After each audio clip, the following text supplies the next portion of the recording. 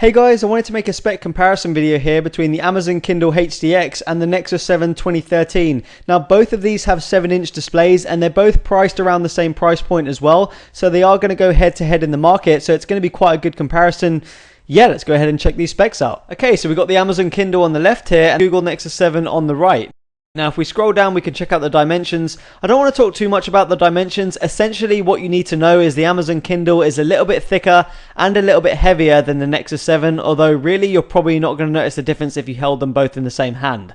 So we'll just move straight on from that and we'll talk about the screen. This is one of the more important things. They both have a very similar screen. You can see that right here. In terms of the technology, the Nexus 7 is using an IPS LCD, although it's LED backlit.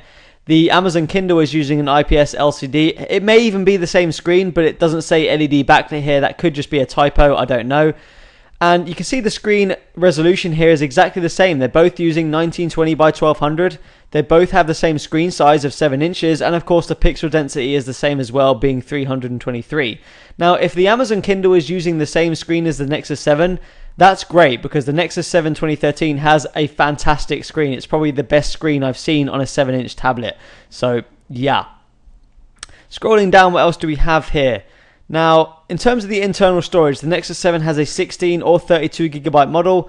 The Amazon Kindle gives you 16, 32 and 64, so it's got that extra 64 gigabyte option if you do want more storage. They both have 2 gigabytes of RAM for your multitasking needs as well.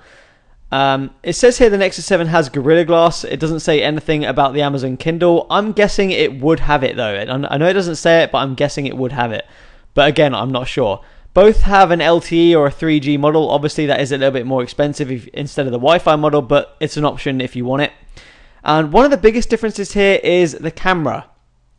Now the Nexus 7 has a 5 megapixel camera here and also a 1.2 megapixel secondary camera. The Amazon Kindle only has a primary 1.3 megapixel camera. It doesn't have a secondary camera. You can see that right there.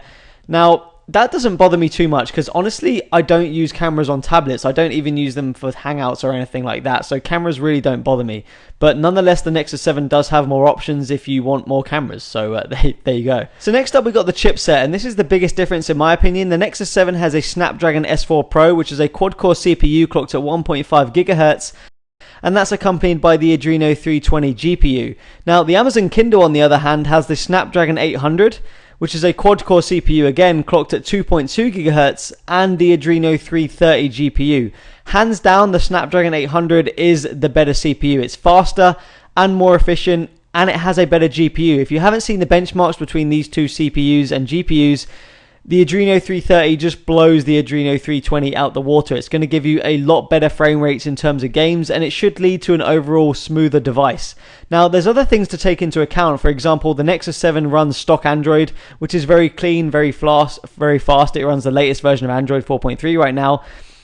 The Amazon Kindle also runs Android, but it's completely skinned. You know, when you look at it, it doesn't even look like Android anymore. That's how skinned it is. So it depends on the software optimization whether you'll even see the speed, but in terms of pure hardware, the Snapdragon 800 really is hard to beat, and considering they're both running the same resolution screen, the Adreno 330 GPU should handle that resolution a lot easier than the Adreno 320, so that is something to take into account.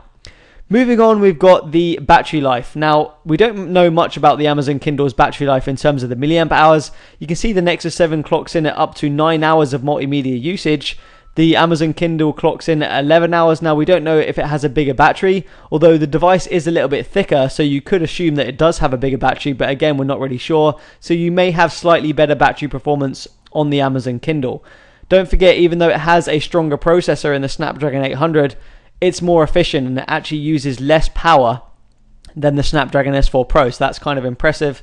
In terms of the price, now it doesn't say the price on here, but I do know the price. The 16 gigabyte Wi-Fi model for both actually comes in at the same price, $230. It's not going to be released in the UK just yet, but $230 for the Wi-Fi 16 gigabyte model for both. So it's a really hard choice to say between them, because on the Nexus 7 you're getting stock Android, you're getting the latest updates very quickly, it's very smooth and quick. On the Amazon tablet over here, the Amazon Kindle, you're getting a much stronger CPU and GPU for your money. So it's really hard to kind of take into account there. Let me know what you guys think. I've been pretty impressed with the Amazon Kindle Fire. I've been watching a few reviews and stuff, and it does look very good. It does look very fast. Can't wait to actually give one a go and try it in my own hands. Yeah, peace out.